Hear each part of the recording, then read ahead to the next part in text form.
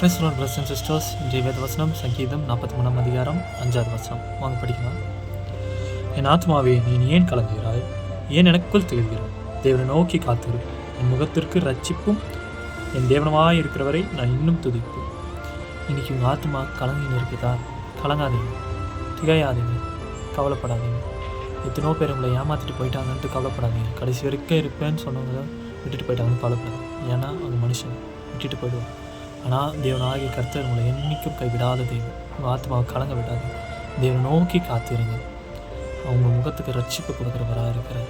தேவனை நோக்கி காத்திருக்கும் போது அற்புதங்களை செய்கிறவராக இருக்கிறார். ஒரு எக்ஸாம்பிளாக ஆபிரகாமை ஆண்டவர் சொன்னார், 12:13 சொன்னார், உன்னை நான் பெரிய ஜாதியாக்குவேன் என்று. அவர் தேவனை நோக்கி காத்திருந்தார், பொறுமையாக காத்திருந்தார். அதே போல் ஆண்டவர் பெரிய ஜாதியாக மாற்றினார். அதே போல் நீங்கள் காத்திருங்க, அவர் கையில் அடங்கியிருங்க.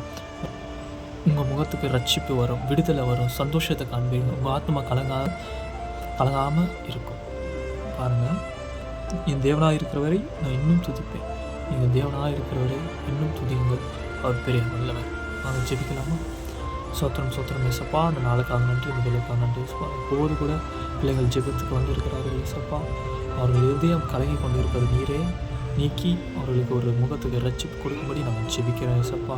அவர்கள் பொறுமையாக இருந்து காற்று பெற்றுக்கொள்ள உதவித்தார்கள். இயேசுவின் நாமத்தில் ஜெபிக்கிறோம்.